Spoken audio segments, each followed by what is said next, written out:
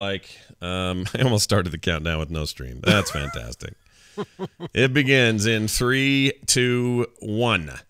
Coming up on TMS, kids are funny. How far did that hot dog go? Dirty, dirty queen. Drink nothing but soda, and you get the horns. All praise Danny DeVito. Major spoilers and Trick Nerd and more on this episode of The Morning Stream. Help me, help me.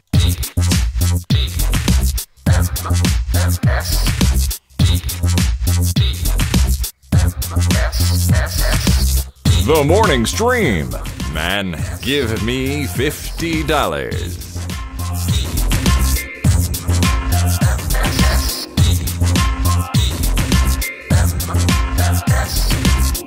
Well, hello. Why didn't that go down? Hey, everybody, welcome back to TMS. It's TMS for Monday, November 19th, 2018.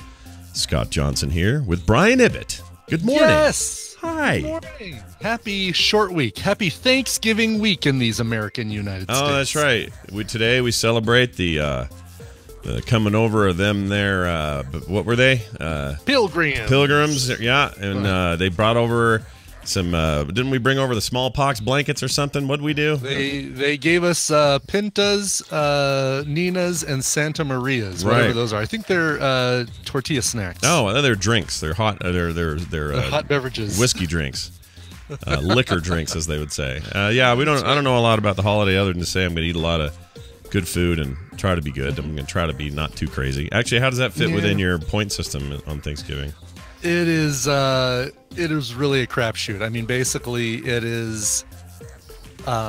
It's all about portion control. Mm-hmm. Here's my secret, or here's what I'm planning on doing. All right.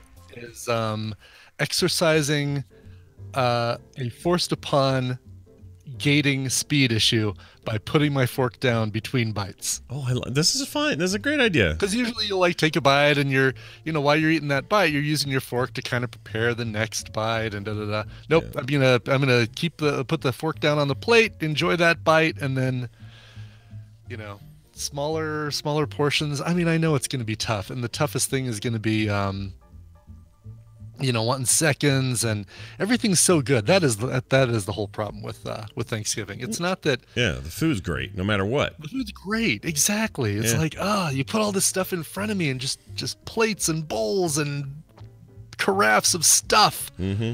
Yeah, gravy ladles and no, this is all true, and you're probably going to do fine because what you described is an actual thing. It's called mindful eating, and yes. The idea is that you think about every bite. You chew with more deliberateness, and by the end of it all, the idea is because you focus so much on the act of it that you are less just unmindfully shoveling food in your mouth, right? Exactly. So you'll take your time, you'll put your fork down, you'll do all that stuff. This is good advice across the board. I don't care. Listen, if there are people out there who are just not even caring about their weight, you're skinny Pete's, all right, going into the holiday.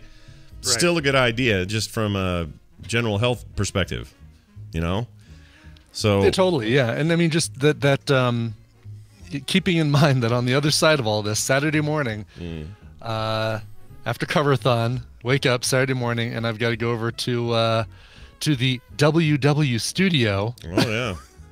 And stand on a scale and take my punishment like a man. So yeah, some lady will be there, all stern looking with a clipboard or something. Yep, exactly. It's personal responsibility, everybody. So I made a decision this weekend. You've been inspiring so many millions, really. I decided to at least give it a shot and give. I'm gonna go back to using my premium Lose It account. Oh yeah, good. Because between 2014 and 2016, that's how I lost that 50 pounds. That's the whole secret, is that accountability, or that keeping track of what you're doing to yourself. Yeah. So I am happy to report I'm 12 down from where I was last weigh-in. So I don't know how I did that. I haven't been that good, I don't think. I think maybe I just cut back on soda and bread or something. So that does a lot of it. But yeah, so the goal is come April, very good. right around TMS Vegas time, Brian and I are going to be svelte mother effers, man. Exactly. We're going to be happy to go up and hang out at the pool with Jury and listen to him rant and scream and rave because we're going to be looking so good. Was he just drunk 20? He was drunk the whole time, right? Wasn't that the time. deal? Oh, yeah. No, there were people who were actually there to wake him up in the middle of the night to make sure that he continued to drink alcohol so that he wouldn't wake up sober. Yeah, just like an intravenous, like... It's 4 o'clock. Time to do a shot of Fireball. Yeah, come on, Jury. I don't want to. No, it's okay. Come on, got a full day ahead of us. Time to you want to don't let Terpster win. Never let Terpster win. That's right. And you and I need to nail down. And people out there know we need to nail down dates for this because I know people's requests for time off and stuff is coming up soon. Plus, if you and I want to do some of the things that we've been talking about, there's some things that we might want to try reserving as quickly as possible. Yeah, we got to see if it's even possible to do the one thing we're thinking about. Yeah. We don't even know. That's the big thing. We don't even know. But maybe right after this holiday or between this and Christmas, we can talk to those guys and see what they say. Yeah. Unless all of Vegas management just takes off for the month. I don't know how they do it. No. I think next week, you and I next week, the week of the 26th, we need to nail it down. Tommy Turmoil says, OMG, I want to party with Jury and Terpster so bad. You should have come to a Nerdtacular a couple years ago. Those two were always on fire. Although Terpster would drink less here than he does at like BlizzCon. He gets blitzed at BlizzCon, but here he's not that big a deal. I don't know why. I think maybe the altitude is a little rough on you if you drink a lot.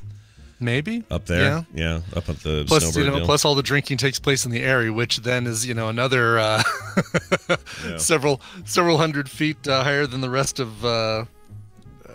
Snowbird. So. Yeah, and it gets expensive, so he probably looked at those trips a little bit different, but yeah, Jury was still pounding it down. He could still put it away.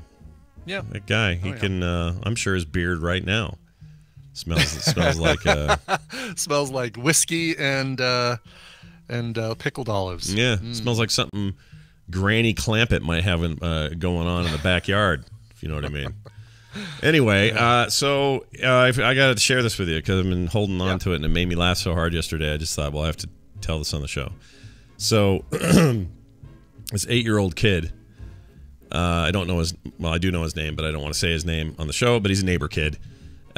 He cracks me up, super cool kid, and he yesterday told me a joke, and it made me laugh. So I want to tell everyone this 8-year-old's joke and see if anyone gets a kick out of it or not. And it may be a joke that is 1,000 years old, and I've just never heard it. I don't know. Sure.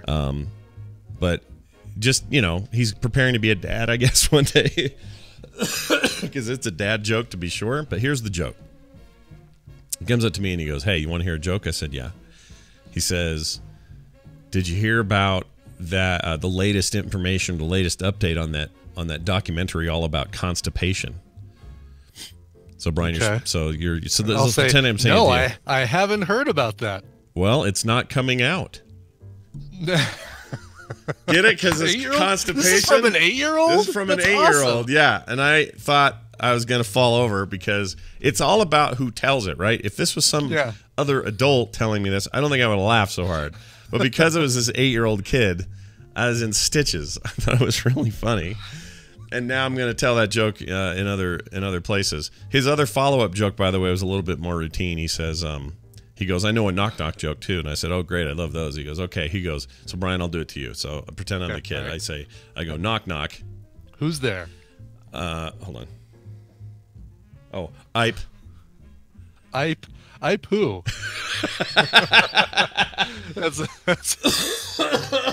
See, it was Ipe joke. Are you sure that's not you? Something you came up with? It feels like something you would come up with. It's absolutely not me, but he is admired by me. I'll say that. I got a real kick out of it. So and then well his done, third boy. joke was this really long, detailed affair in which the punchline is, "And what do you call your act?" Yeah. The Aristocrats. There you go. Yeah, he's got new material every time I see him. Right, Tip your waiter. We'll be here till Thursday. Try the veal. Anyway, so that was great. Brian, you went to a memorial service. I thought of that. I thought of that before I saw your thing. Getters a tool.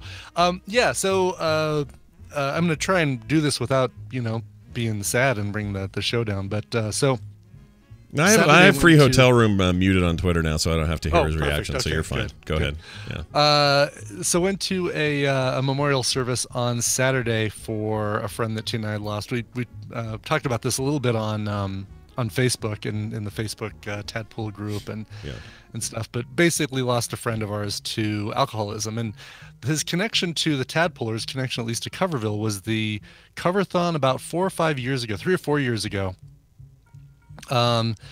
His name was Ralph. Ralph came and hung out with us and was actually behind me sitting on a chair in disbelief that I was doing this thing. He's like, Brian, you do this for 24 hours. You just sit here and you play music and you talk to people on the internet.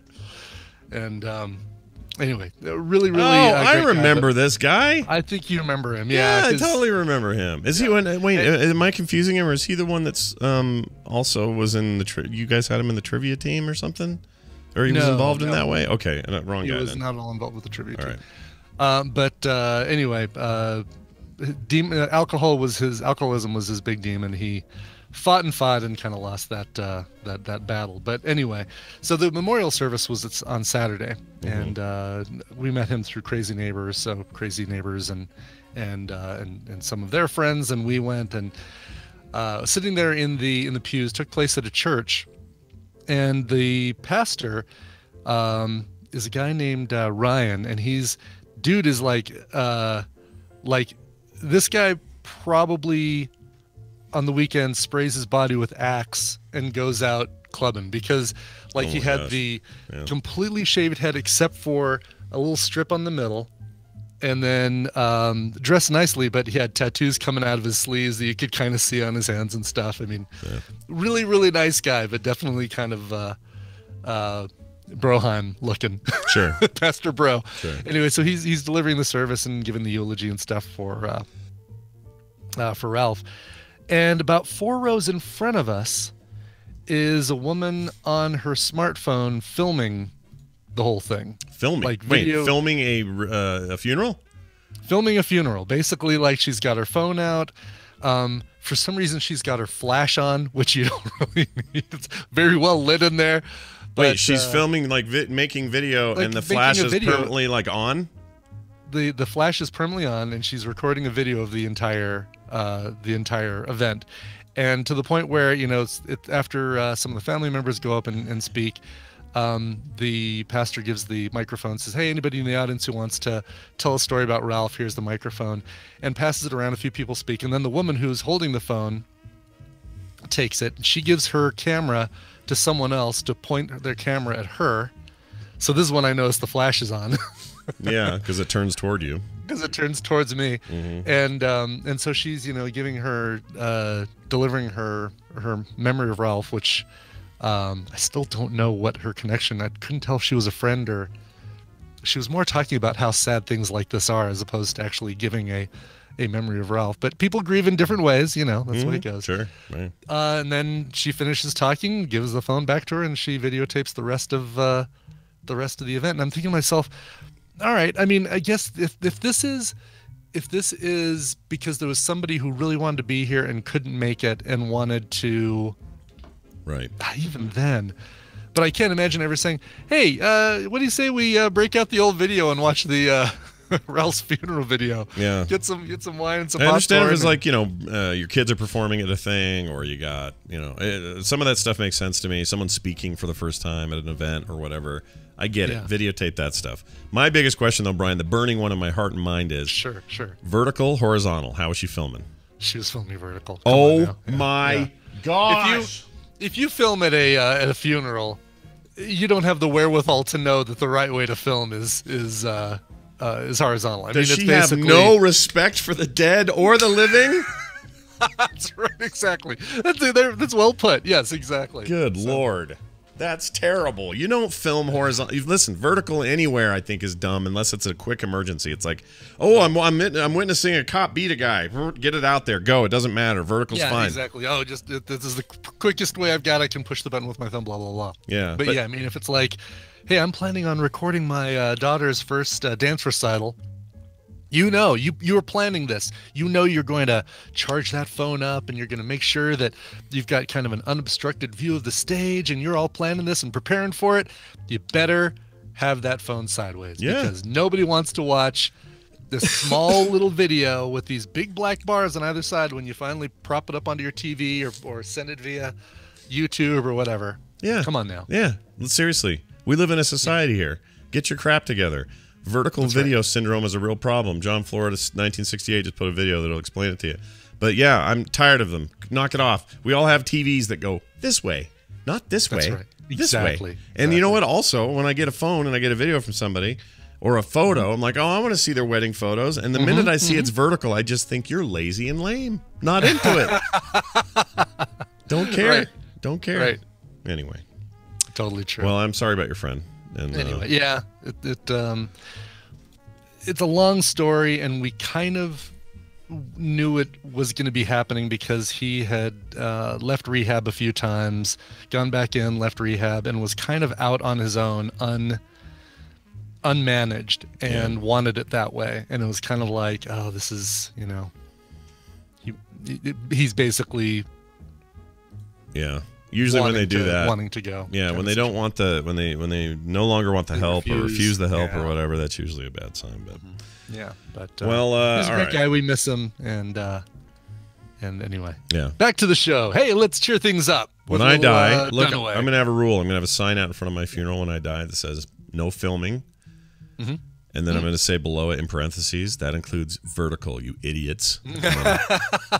Actually, you know what? It's funny because this actually prompted a discussion, and probably an important discussion between Tina and I about our funerals and what we want. And neither of us want what we went to on Saturday.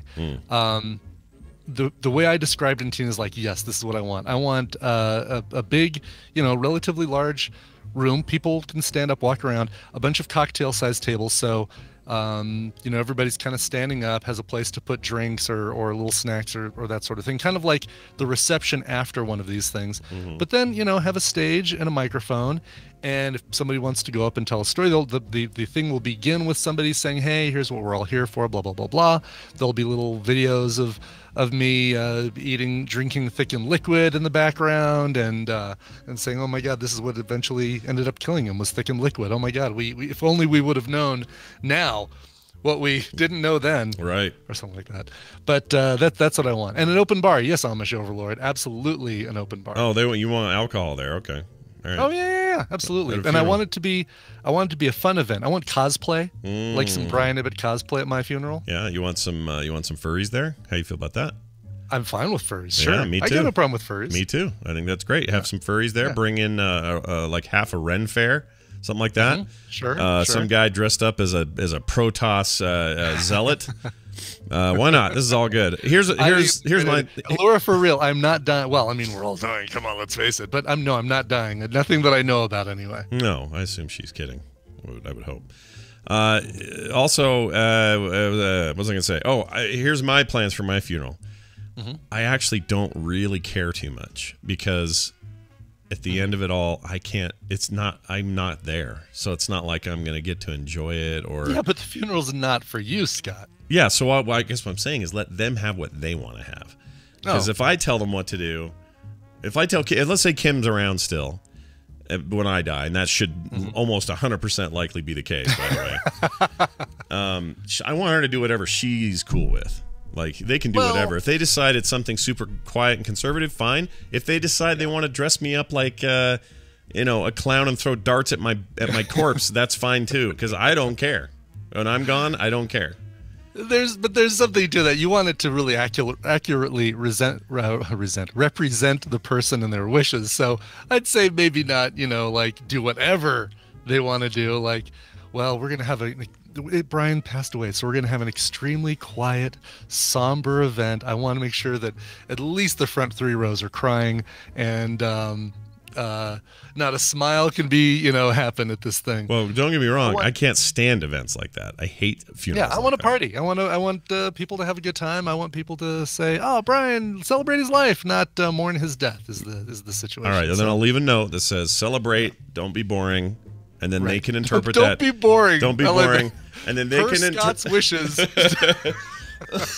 And then they can interpret that any way they want. They can do whatever they want to do. You want to eat sushi off of my naked corpse? Do it. If you want to, all dress up in black and walk around and just listen to, I don't know, The Cure play over loudspeakers and no one's allowed to talk, do that. I don't care. Do whatever you want, honestly, because I'm dead. I'm dead. You know, and once you're dead, you're dead. I can't do anything for you. That'll be the end of it. That'll be me gone.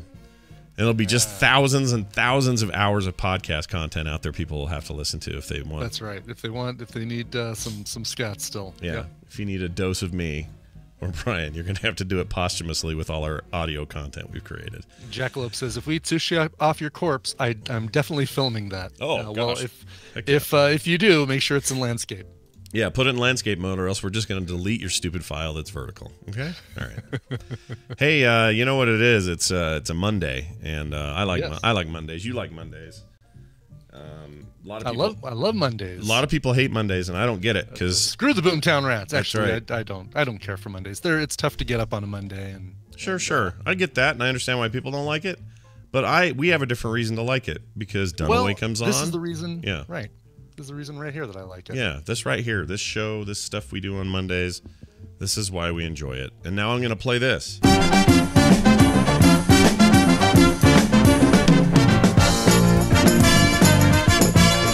Ladies and gentlemen, welcome to the program. Brian Dunaway for Babble Royale. Hello, Brian. Oh, hi, Scott and Brian. Hello. Oh, hold on.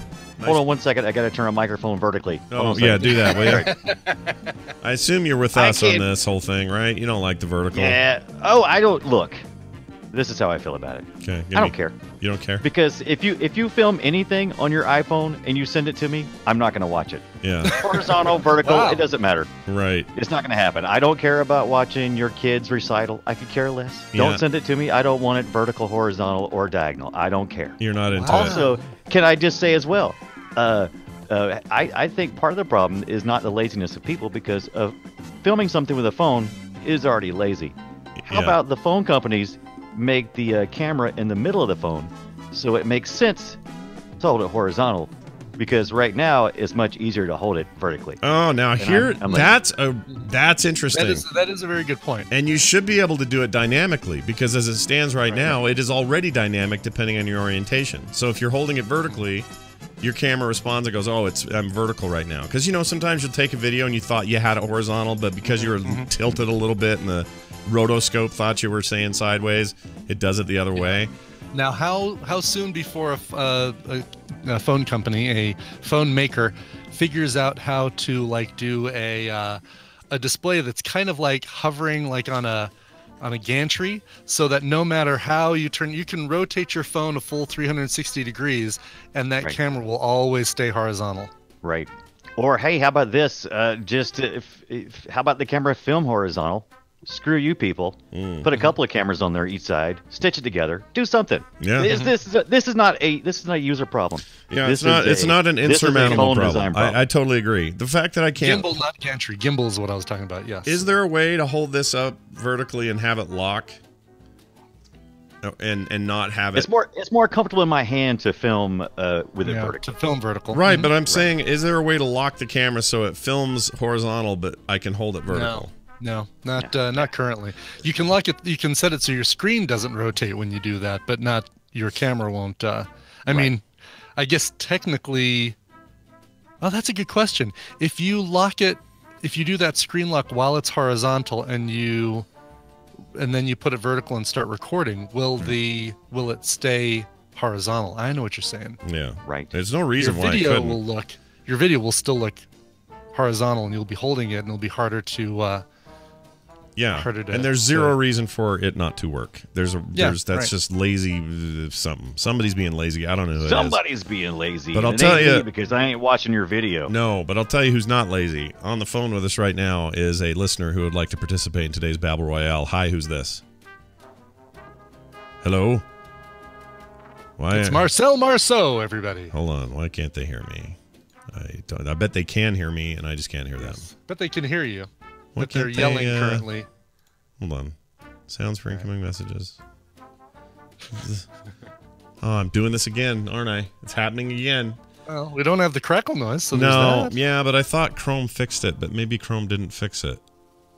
Hold on a second. I apologize for this. If you're whoever's listening right now is probably yelling at me, and I can't hear them at all.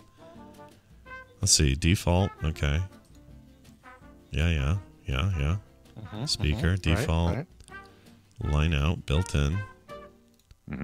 Hello, can you hear us? Dunaway, how's your weekend going?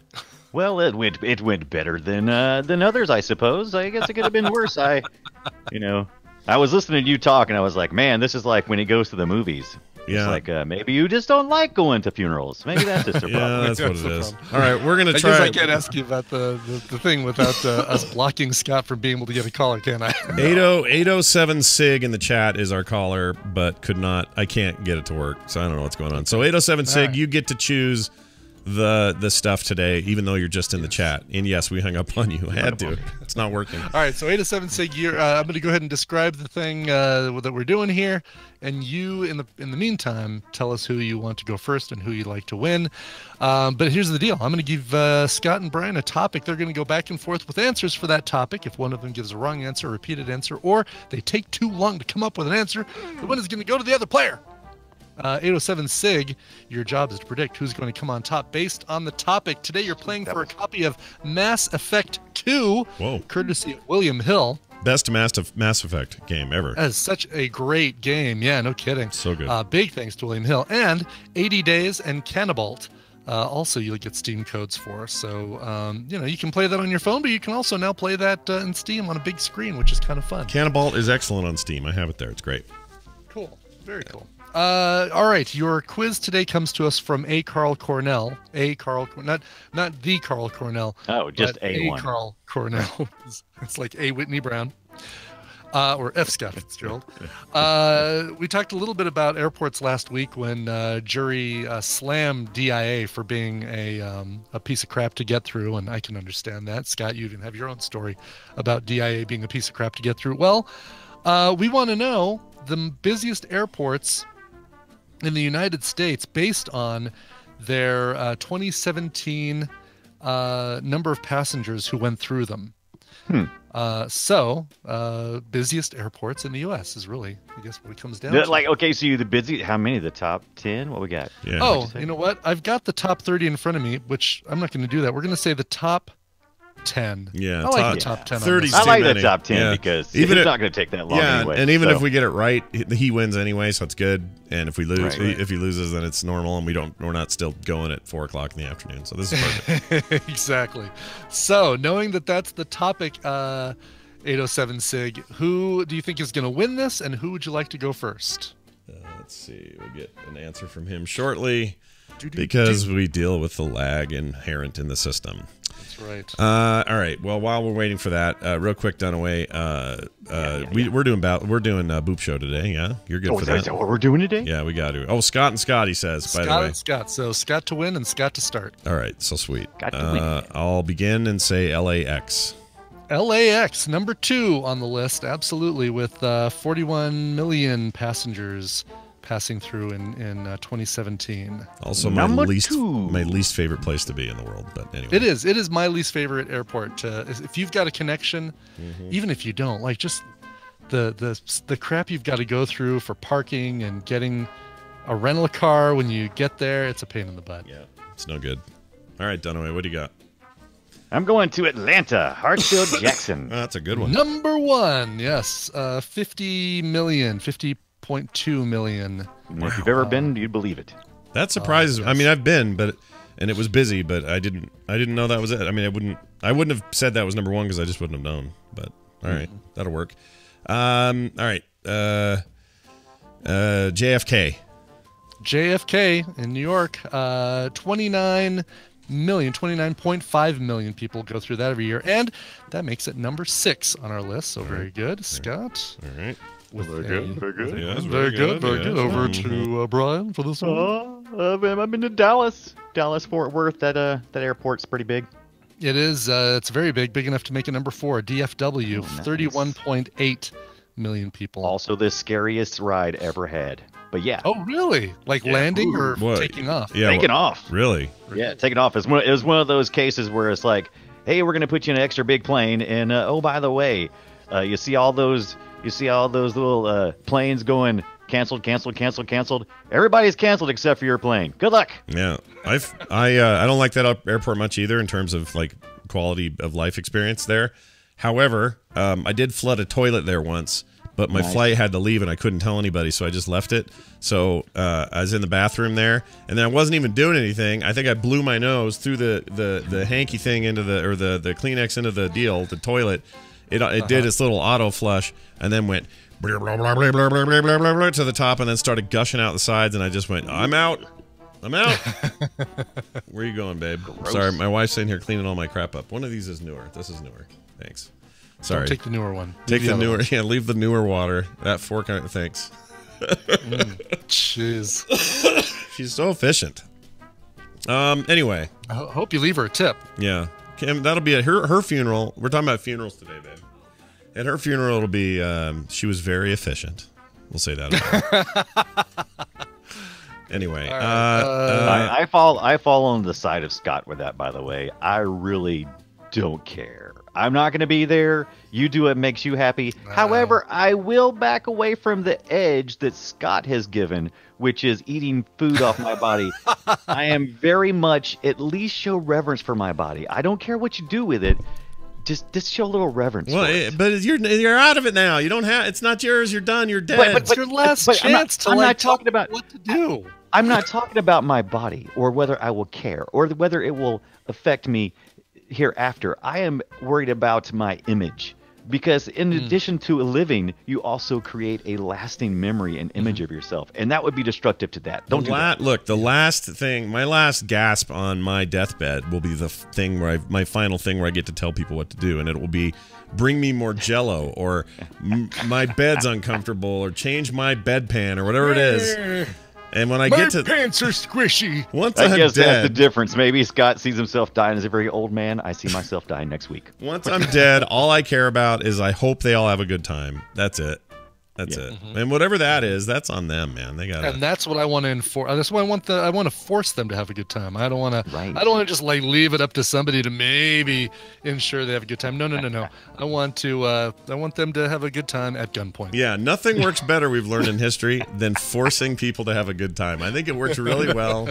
It's a good basis for societal happiness. That's right. Exactly. What could possibly go wrong? What? Where were we? Oh, it's my. No, I said. It's your turn. Oh, it's Yeah. my turn. I just talked about the toilet at Dallas. Okay. I'm going to put Denver in there. It's got to be in there. Denver. It's number 5. Yeah, Yeah. 29.8 million people went through in 2017. Yeah, sounds about right. I don't fly a lot, so I don't have a lot of frame of reference. I've pretty much named the only two. I've only been to like 3, maybe 4 more airports in my life. No one of them's way too small. I know another one. Being so close to Atlanta, I feel like Charlotte's maybe a little bit too small for that. It's just U.S. It's U.S. stuff, And then I've been to right? the- Just US, Okay. yes. Right, and I've been to the Phoenix airport, but I remember it not being as busy, but I could be totally wrong. And for some reason, even though it was a smaller airport, I just feel like there's a lot of traffic through it. And I'm going to go with Boston Logan Airport, and I just don't. I That don't know. feels safe. Don't know. Boston Logan. Now, let me tell you something. Yes. If you were to have said Phoenix, Right. because you were saying Phoenix, right? It was one of your- Right. That was one of the other ones. And Charlotte was another one you were thinking. Right. Charlotte. Yeah, Charlotte was number 10. Boston Logan is no. number 16 on the 16. list. How is Logan International a 16? That's crazy. Only 19 million, because there's so many airports in that New England No, area. that's a good point. Unless you're That's a good going point. somewhere specific. Unless you're going specifically to Boston, it's just as easy to fly to one of those other, Portland or Right. I was my next one was going to be Chicago. Was I going to be okay with Chicago? Well, I forgot I would have about asked you. Chicago. I would have asked you to be more specific. O'Hare, I would have said. O'Hare. O'Hare is number 3. Yeah, Okay. so O'Hare you would have been just fine with O'Hare. Rounding out the top 10, so O'Hare is number 3, San Francisco number 7, McCarran in Las Vegas number 8, Oh wow. Seattle Tacoma number 9, and Charlotte Douglas International Airport in Charlotte, North Carolina Charlotte. number 10. Okay, I got a big quick question. We're investing a ton Yep. of taxpayer money and otherwise in a complete restructuring, reboot, and new buildings and all this stuff for our airport. Where is SLC International on there? Are we Number even 23 on 23? the list. Okay, that's not too bad. 23. Nope. That's I guess the reason I'm asking is there was like actual tangible increases in people's like property taxes and crap. and for this new airport. And I just wanted to make sure it was worth it. Is it busy enough for that? I don't know. Apparently it is. Apparently it is, yeah. Thanks, I think government. Salt Lake City Airport's fine. It's just fine. No, it's just fine. It's fine airport. Here soon, though, when this new one's done, it's supposed to be, state-of-the-art, awesome, beautiful, high ceiling, awesome, beautiful. The problem is you'll never be able to walk where Jim Carrey was again when he filmed Dumb and Dumber. Oh, right, yeah. Yeah, Dumb and Dumber. One thing I will say about Charlotte that I do like about it is the rocking chairs, like a whole wall of rocking chairs in the food court. And a nice and a decent food court, too. Yeah. Surprisingly, I've only been through Charlotte one time. I usually end up going out to Atlanta. I'll tell you what. Which would make sense. The airport that blew my mind the most and will always be the most monolithic thing I think I may have ever seen was Hong Kong International. I've never seen an airport like that I've never seen a structure like that. It was crazy. As far as efficiency or just a big block? Sheer size. Like just this monstrous dome. It's built on a landfill out in the ocean.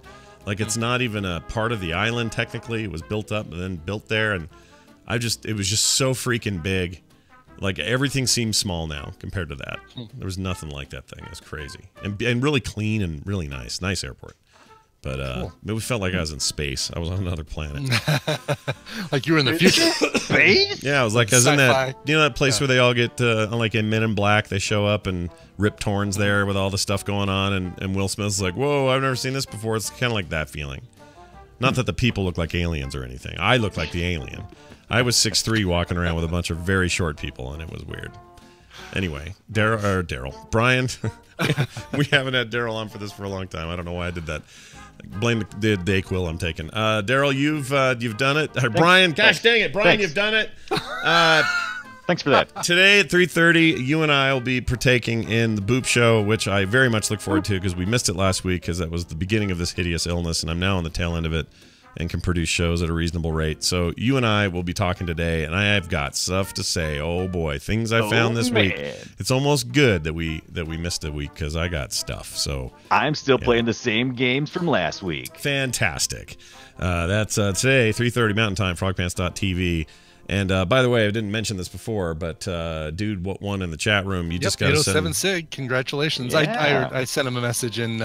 Oh, you got them all hooked up? An email. All right, sweet. I got to play this for him. Congratulations. You're a winner. And now, before we go, here's Dunaway yelling a thing. Help me, help me. All right, and now I'm hanging up on him. Bye. All right, he's gone now. That's the end of Dunaway, and that represents... Now we can talk about him. Yeah, and it represents the beginning of the news. This is your radio newscaster with another exclusive sensational summary of world and local events. Hey, look, it's the morning news brought to you by... This segment is brought to you by a friend of the show who wishes everyone a very happy Thanksgiving. Oh, that's very nice. Wishes to remain nameless. Yeah, I know this person, but they didn't want to have their name used, so it was very nice of them. Thank you very much. Yeah, it's such a controversial topic. Yeah, I know. People a happy Thanksgiving, so I can see why maybe they'd want to stay under the radar on that one. Oh, and today's very testy atmosphere. It's really hard to wish someone a happy Thanksgiving and do it out in the open. Right. Whew. Yes. We're kidding, of course. Hey, check this out. How far do roller grilled hot dogs travel? So we think about it, they're stationary, right? Because they're just sitting there between the rolls going. But on average, like one at a 7-Eleven, how many miles does one of those travel in its lifetime? What? So I have a question. Do they roll back and forth, or do they constantly roll in one direction? The ones in and part of this study that I pulled this article from, and the ones that they studied from, which were like a 7-Eleven and a couple other examples, are based on the most common cooker, which is a constant roll to one direction or the other and never reverses. Okay, so all right. Because I was going to say, would you subtract the time that they roll backwards, which basically means they've been stationary the whole life. Right. Good point. But they don't actually they wouldn't need that because there'd be no value in going the other direction because it's the same as going. That's true. That would be a kind of an unnecessary thing to add to your hot dog roller motor is the toggle back and forth, because you're creating a motor now that has to stop and go in reverse and then stop and go forward, and that's a lot of extra stuff. With no benefit. Yeah, it has no benefit. It doesn't change the way it's cooked or anything because it's a cylinder. Now, if it was like a burrito shape or a kind of a flatter envelope thing. Yeah, it makes sense. Flip it. But since it's turning, for whatever reason, I'm thinking. I thought there were ones that they moved forward and then they moved backward. Like the rollers didn't just stay in one place and spin around in a circle, but they went. Like the rollers moved forward, and the hot dogs. Well, they'd have to go with them, but they would rotate them and then they move them back. Now that you're saying this, though, there's something. I know. Don't you remember something like that where the rollers would go like they were going back and forth above a heating element, almost like a tank tread, right? Right. Like it would roll underneath. Exactly. Yes. Yeah. What was that? What were they doing? Okay, so I'm not just imagining. That's not a Mandela effect. No, I remember it too, but I just don't remember what it was. Maybe it was a different kind of food thing, or maybe they were attached differently or something. No, I don't remember. Gosh dang it. Well, anyway,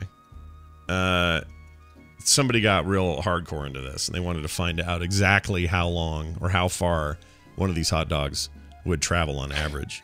Okay. And they had to look at 3 very key pieces of data: circumference of the average hot dog, the speed of that hot dog roller, okay, because the roller may vary, and the maximum length of time a hot dog could spend spinning on it before it was discarded. Now that is the total. Yeah, that's your whole data set, right? Sure. First data point is girth. Girth matters. You guys have your heads in the gutter. Whole bunch of ladies in the audience going.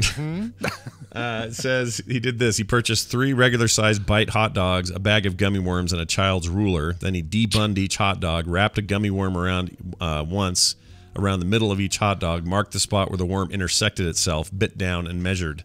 Like, this is about the... Wow, this is okay. So we're talking some science going on here with the gummy worm measurement tool. Yeah. Okay. The methods may not be 100%. All of a sudden, the whole study comes into question. But okay.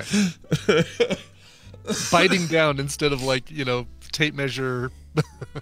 Well, if in his mind, and maybe he's right, but if the results, like if you can quantify your results, maybe it doesn't matter, because if you're marking it, you marked it with his tooth instead of a pen. Yeah. All right. But fine. My question, and I've got to think about this for a second, but does girth matter in this case? Because regardless of how big the hot dog is, wouldn't it travel the same distance if the roller underneath it is going the same speed? Oh. So it's still moving along the same amount of surface area per second on that metal roller where it's cooking, regardless of how little of it is, how far it's going on the hot dog itself. Right. The rollers aren't changing. You're right. They're constant. And so because the rollers are constant, aren't we actually asking how long a roller traveled during the time the dog was there? Yes, exactly. I don't think the size of the girth of the hot dog matters in this case. Let me think about this for a second. Because if you went, let's say you went huge. Let's say you went like a 10-inch diameter hot dog. That's ridiculous, but just for comparison. Let's say you had that on there. Would that be any different? It wouldn't be. Would it? Because the speed of the rollers, the size of the rollers, and the distance between rollers is the same. The roller itself is simulating ground travel. Right.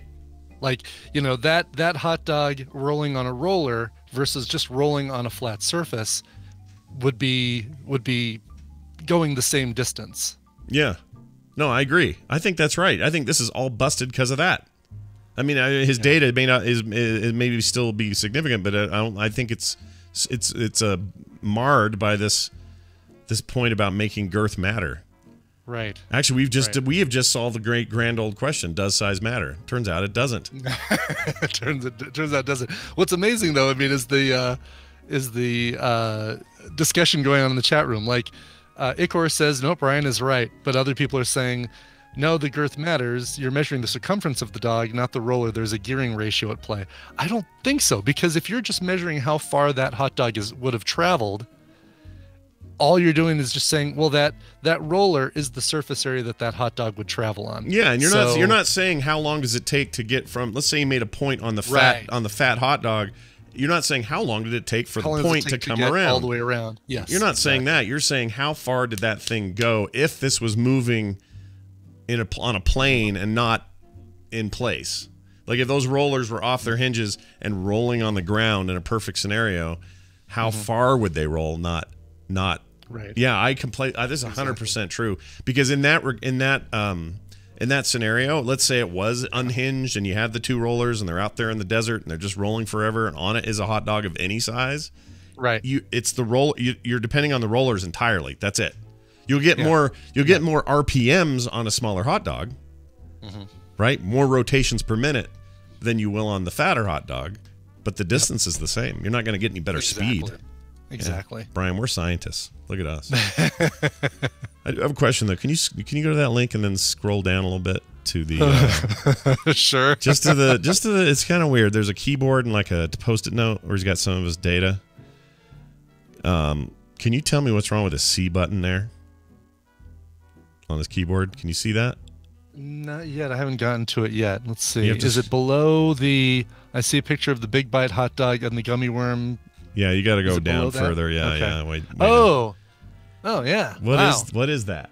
Man, that's a Mac keyboard too. That C has been used so much, it's been broken through. That's the inside of that key, because I've taken keys off to clean my keyboard before. That is the. It's like something dropped on it or jammed it or did something. Yeah, maybe that's it. It cracked or broke. Yeah, I don't know. That's crazy. I don't like that. That C key does not look good. All right. So here's his hypothetical hot dog journey thing. All right. Yeah. Sure. Here's his results. Hot dog circumference times roller speed times MRT. What's MRT? Hold on. He wrote that up earlier. Meat resistance tenacity. Tenacity. Nailed it. Where's MRT? Meat travel? Meat round trip? Round trip. Meat. Nah. He doesn't say. I can't find it. Whatever that is. Oh, maximum roller time. Maximum roller time. Okay. All right. MRT. So he says if you do the hot dog circumference times roller speed times MRT, you get the distance traveled. So they put in the data. He says it's 0.074 miles total. He did it all in centimeters and minutes.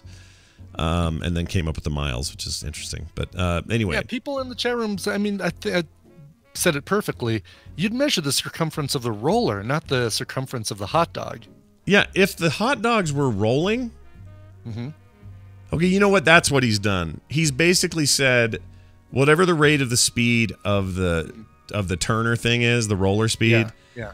Then you take the rollers out of it and just pretend a hot dog can roll at that speed. Exactly. There you go. Then circumference matters.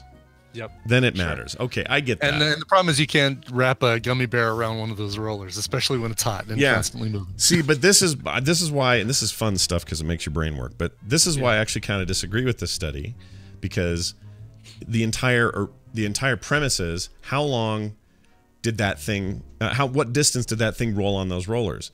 It's the rollers that went the distance, not the dog. And so, well, the dog did go. I mean, yes, right.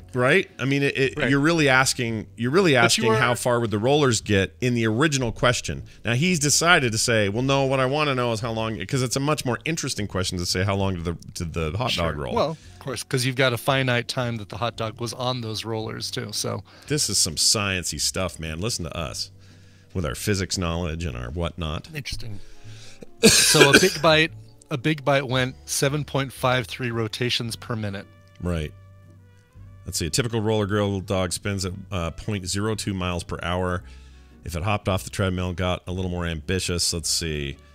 Oh my gosh. Okay, this is great. This infographic he has on here. Hold on, let me try to zoom in on it. Oh, did I not go far enough down? Yeah, it's way down there. Okay, chat, I'll show it to you as well. How far would the dog travel? We've been rolling for 7 days until it technically expired, 3.7 miles. If it did a marathon, it would take 49 days and 5 hours. That'd be 26.2 miles. The time it takes a human baby to learn how to walk, that's 1 year. 194 miles this hot dog would have made it. Yeah. I mean, they have the dumbest. This is the funnest part of this, though, is all this stuff. Like, here we go. It's absolutely. I mean, basically, once you have that first measurement, you're really just saying, oh, how long is the world's longest horse race, or how long since the invention of cooking? Yeah, basically. How about this one? Since May 14th, 1998, the last episode of Seinfeld, it would have traveled 3,737 miles since then. Which really isn't that much if you think about it. It's like across the country, it would have made Well, let me bring up, I think, a more controversial subject regarding hot dogs, because this is something that came up.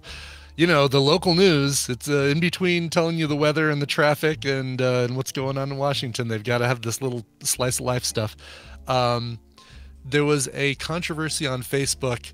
Controversy with air quotes. Again, I'm using the air quotes about hot dogs and toppings. And I'm not going to get into the whole do you just put mustard like you're supposed to do, or do you put all this other garbage like you're not supposed to? But do you put the condiments on the bun before the hot dog? Because the hot dog and the bun creates that V shape. The hot dog stops about, 2/3 of the way down that V, and you've got all that space underneath it. Yeah. Why not have the condiments and everything underneath the hot dog where they're not going to slide off the top and I don't have a good I don't have a good answer to that, but it feels wrong to put it down there. It does, doesn't it? Yeah. Tradition? Is that really just what it is? It's maybe, tradition? but also like a good Chicago dog where you're like jamming wedges of pickle on the side and tomatoes on the side and all that. That's a good thing, man. Sport peppers and stuff. It's good, and you can still have that. Yeah. Still have that, but you have it underneath the dog, where the dog actually acts as like a force field protection for that for all those condiments. Keeps them from sliding off the top. Oh, this all sounds really good. I want a hot dog now. I'd even take a gas station hot dog right now. I would. I'd take one. I'm not opposed to those. I'll have those sometimes. I feel like commercials must really work well on you. Like totally you see a do. commercial for something, it's like, oh, that sounds so good. I want that. Yeah, no. Look, dude, for real, advertising. I am a skeptic as anybody else these days. You get in and tell me how great your stain remover is, or your freaking whatever dumb thing it is. Yeah. I don't buy any of that stuff. But when food's on there, and I even know in my head, oh, they're not even using whipped cream. That's like some kind of industrial cream to make it look better. Yeah, exactly. Or that McDonald's fry or that McDonald's burger in this commercial is no way it looks like that in real life. It doesn't matter. I just fall head over heels and like crave the thing, and we'll probably go get it that day. So clearly that stuff works on some people, and I'm one of them. A lot of people, the big issue that people bring up with that, doing the condiments on the bun before you do the hot dog, is soggy buns, right? Yeah. Like it weakens the structural integrity of the bun. Listen, it never lasts that long. Like, no. the condiments the condiments would not have a chance to make it through the bun. And I think that might be part of my problem. I think that's why I'm putting the fork down between bites on Thanksgiving. Yeah. See, look at Brian. This all comes back to you being a better human being. Well done. That's right. All right, we're going to take a break and come back with major spoilers. Actually, we're not having Trek Nerd today because he has no news. So there's no Trek Nerd, but we will have Steven coming right up right after this song, prepared for, by, and with, and for Brian Ibbett. That's right. Now, you all know me, and you know that I'm not a big fan of current new pop country music. I'm not a big, Garth Brooks or Luke Bryan or Big and Tall. No, what are they called? Fat and Rich? Big and Rich? Big and something like that. Whatever it is. Yeah. You don't mean, when you say new, you don't mean like current. You mean but you give me some old Hank Williams, some Willie Nelson, some old Kenny Rogers, Dolly Parton. Totally, I'll listen to that all day long. Yep. And then if it's anything else that's modern that's good, it all ends up being bluegrass or some other kind of subgenre. Oh, well said, Scott. Because then you start blending into bluegrass and then another genre called Americana, some kind of homegrown. Like Americana style country music that I kind of like, and you throw some blues in there and you've totally hooked me. Yep. That's where our current band, or today's Indian Middle, sits for me. 2 listens through this and I'm like, you know what, I really like this. And some people might say, well, that's country, Brian. I think it's Americana. I think it's something a little bit different. This is a band called the Kenny Meller Band. They are from Hartford, Connecticut, so they're not even from the South. So there you go. They released their debut album Now and Then back in 2012, and then they released their album